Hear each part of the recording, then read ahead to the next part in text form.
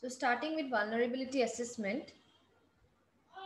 So see, it is used to identify and classify the loopholes in the security system. Okay, it scans the computers, communication channels, and network devices functioning to find vulnerabilities.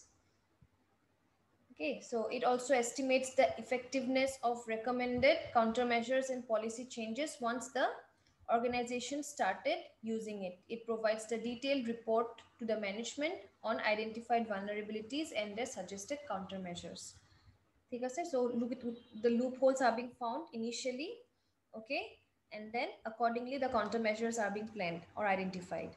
Okay, then vulnerability assessment many times use penetration testing to identify the vulnerabilities in the system.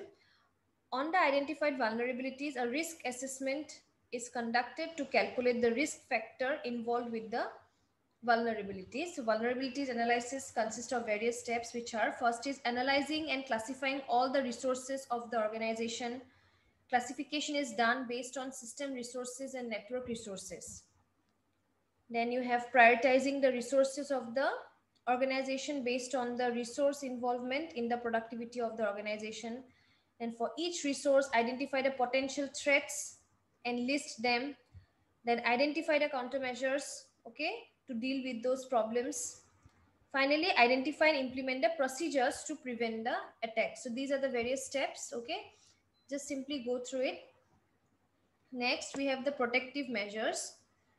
First is software update. Software updates are the most important security measures for protecting the organization's security. Hence, updating softwares time to time to avoid hacking is very much required. Okay, most of the cases, unpatched softwares are the sources of vulnerability.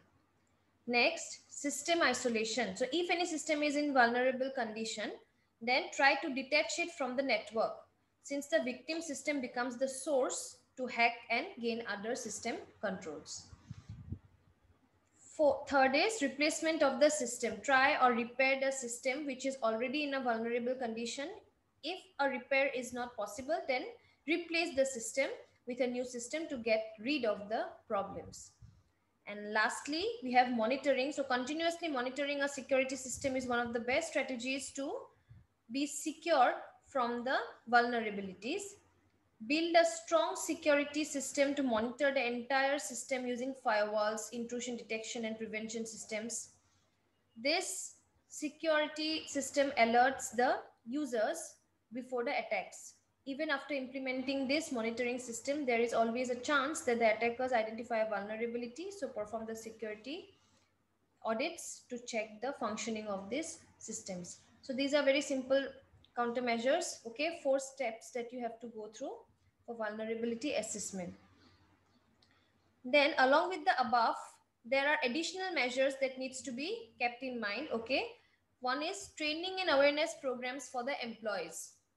Okay, because in the very first module, if you all remember, we learned about components of information security. Then the most important component, the strongest and the weakest component of information security is people. Okay, it is up to the employees to enhance the security system. Okay, the employees must be very much trained.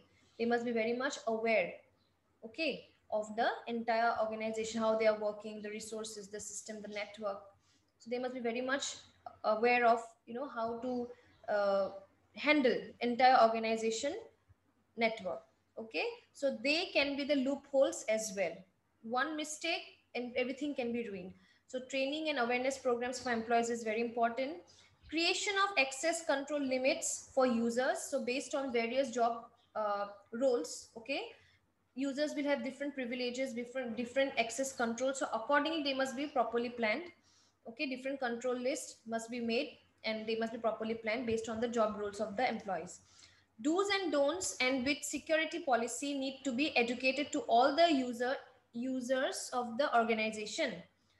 Next is revising the existing policies and procedures based on the needs. So the procedures and the policies of the organization must be revised every now and then. Next, Next, we have the procedures. So vulnerability analysis provides the information about the organization's security status. Unmute yourself. Who is making noise? Oh, sorry, mute. Okay, I have muted him. Okay, do you know? Okay, so vulnerability analysis provides the information about the organization security status. This vulnerability assessment consists of the following three phases. First is conduct assessment, okay? Next is identify exposures, and thirdly, we have address exposures. So the first step or the first phase in the procedure is conduct assessment. So in the initial step of vulnerability assessment, complete system details are collected from the important security stakeholders of the system, such as the system admin, network admin, the team leaders of different processes. Then the information collection focuses on the network architecture, software and hardware details, servers, deployments, the interface between servers and end users, authentication and authorization details of users, policies and procedures, etc. So these details are studied to identify the vulnerabilities in the overall system. Okay, so initially one assessment will be conducted, okay, to study the entire system, to study the entire network. Okay, so accordingly some assessment will be conducted, information will be gathered from the various network admins, system admins, or the team leaders who are handling, okay, who are handling everything. So from them information will be gathered, and those information collected will be analyzed, okay, to study the overall working of the system. Next secondly we have identifying the exposures. After collecting the required details from all the possible sources, a detailed study is conducted to identify the potential holes in the system. For simplification of the complex system, all the available resources can be classified into different categories. Assign each system to a different team for assessment, because you are talking about an organization. Of course, a network is going to be a huge one. So what you do is, you divide the entire resources, okay, the entire system, complex system, into smaller parts, into smaller modules, and assign a team to look after one module. Okay, so that way assessment can be done better. And that way, if you concentrate only on smaller parts, you can get detailed information. Okay, you can identify the problems quite well. So that is what is done here. This process identifies the potential vulnerabilities and prioritizes them based on the impact of the vulnerabilities in the security system. Some of the vulnerabilities identified may need less focus, as their impact on sensitive resources may be very less. Few scanning tools can also be employed for finding the vulnerabilities. Next, we have address exposure. So first, we will conduct an overall assessment. Okay, we will gather information from all the resource persons who are looking after the entire organization system. Okay, after that, we will try to identify the exposures by dividing them into small groups and assigning small teams to those groups, to those systems, smaller systems, so that problems can be identified more clearly. Okay, then we have to address the exposure. So after identifying and prioritizing the vulnerabilities will have a great impact, need to be handled first. If any of the unwanted services are creating the holes, could be stopped by a careful inspection of its implication. If any of the vulnerabilities are not creating any major risk and its solution is expensive, it can be postponed to the next cycle of the inspection by documenting it properly. Okay, so if any vulnerability is found to be of major risk, that needs to be looked upon immediately, and the rest of the vulnerabilities which are at a lower risk, okay, or they are found to have expensive solutions, so they can be postponed to a later date. Okay, when the next auditing will be done, okay, when the next auditing will be done, it can be looked upon then. However, it needs to be documented well. The problems, whatever problems, okay, you have have been encountered, needs to be documented properly. Okay, so that they can be referred at a later date. If any of the vulnerabilities cannot be solved easily, then the same needs to be documented and reported to the higher management for their approvals. Out of all the vulnerabilities identified, if any of them can be solved by upgrading the system, then it would be a wise decision to go with the upgradation. Yes. Next, we have third, benefits. Okay. Vulnerability assessment will have the following benefits. Can you view the writing? Is it too small for you all to view?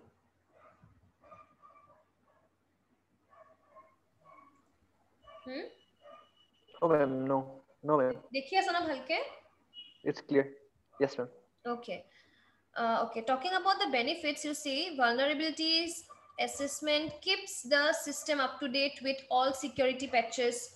Most of the complicated business impact can be minimized, alerts the threats possible with the resources, safeguard sensitive resources from the attackers, then suggest proactive precautions to the future threats and design control measures for the existing problems. এইবিলাক ভালকে অলপ চাবা ঠিক আছে এইগিটা ভালকে অলপ পঢ়িবা go through these points. Next we go through some tools. Okay, we go through some tools here. See, there are many tools available to check the vulnerabilities in the system, known as vulnerable scanners. So these scanners are softwares that assesses the vulnerabilities by scanning various components like computers, network configuration, existing procedures through scanning. The intruders find out the breaches in the system by scanning the system using the same scanning tools. So it is always better to perform the scanning before intruders. There are various tools or scanners are available. Okay, so one such is the network-based scanners. So this scanner is used to find the vulnerabilities related to the network. Basically, this software is installed in the main system within the network. It scans the entire network. This scanner helps to find out the security breaches in the softwares, networks, or web server. The network scanner is again classified into various scanners, types of scanners. They are web server scanners, which identifies the vulnerabilities related to all web servers. Next, we have port scanners. Okay, so these are used to identify the open ports available on the remote system and also vulnerabilities associated with these ports. Then we have web application scanner. So these scanners helps to find faults in the web applications that are running in the servers. So this alone cannot provide the complete security. Human intervention is also needed to identify certain vulnerabilities. So basically, broadly, you have two types of scanners. One is the network based scanner where we have gone through three types. Okay, and lastly we have the host based scanners. Okay, and here some examples are given for network scanners like Nmap, Nessus, Nexpose, okay, Saint, Soft Perfect, etc. Next, we have host-based scanners. So this software are installed in the host computer. It is used to find the vulnerabilities in the various files located on the computer, because it is having the permission to check all varieties of files using like user login files, password files, configuration files, and operating system service files, to list a few. If the hacker uses this host-based scanner, then they can collect the sensitive information easily. So this scanner also provides the security gaps in the system. So here are a few listed host-based scanners. Okay. Then we have in the above mentioned softwares, few softwares are open source and few are paid. So when installing and purchasing these softwares, see the requirement and install proper softwares to find out the vulnerabilities in the system. Okay.